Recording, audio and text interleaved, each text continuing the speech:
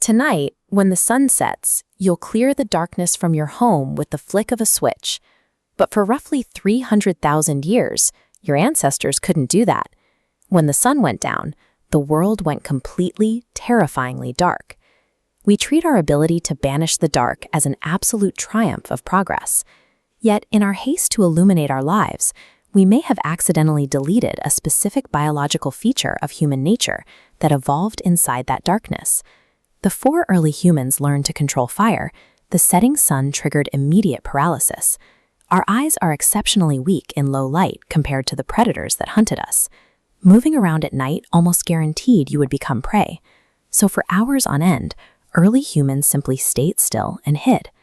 Looking at this 24-hour timeline ring, you can see how a campfire solved that mathematical equation.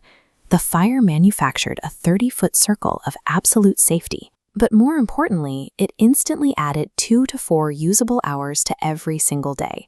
You take those extra hours and you compound them over thousands of generations. That enormous stretch of new time began to restructure human behavior from the ground up. By controlling fire, early humans stopped hiding from the dark. We began actively engineering our own environment. To see what humans actually did with that extra time, we can look to anthropologist Polly Wiesner. She studied the Kalahari Desert Bushmen, one of the few groups on Earth still living a traditional hunter-gatherer lifestyle. She recorded their conversations and noticed a strict divide. During the day, roughly 80% of what people talked about was purely practical.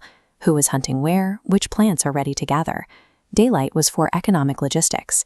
But this split chart shows what happened after the sunset. On the nighttime pie chart, the conversation completely flips.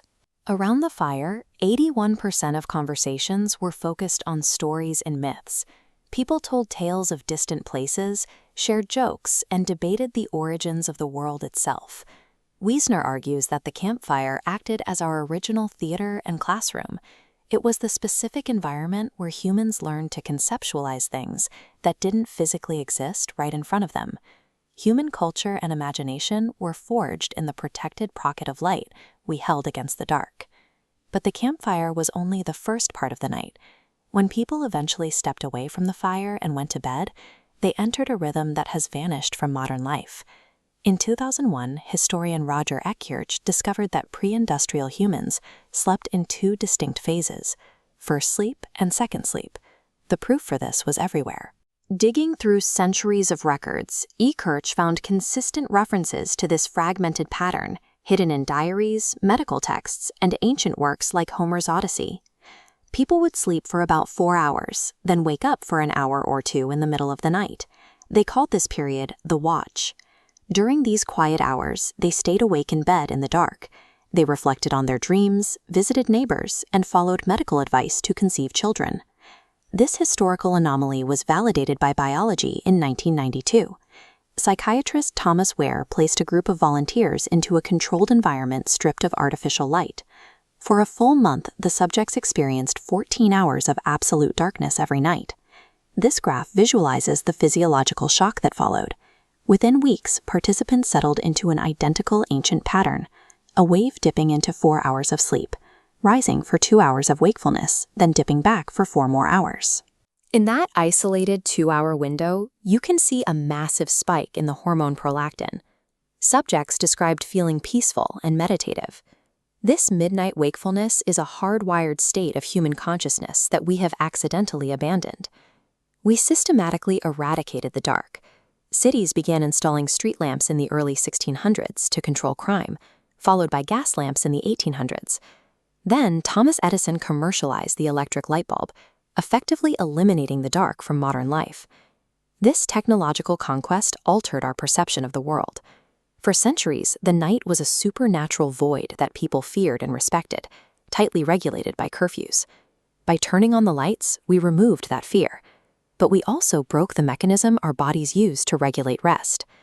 The screens and bulbs we rely on emit a harsh blue light that heavily distorts how our retinas perceive time. This schematic shows the disruption. When bright blue light hits your eye at 11 p.m., it tricks the brain into thinking the sun is still up. It sends a blocking signal that completely halts the body's natural production of melatonin. This single action fragments a circadian rhythm that evolved over millions of years. The grip of that ancient programming is incredibly strong. Modern studies show that if you take people camping for just one single week, fully exposing them to pure natural darkness, their melatonin cycles completely reset back to the rhythm of the setting sun.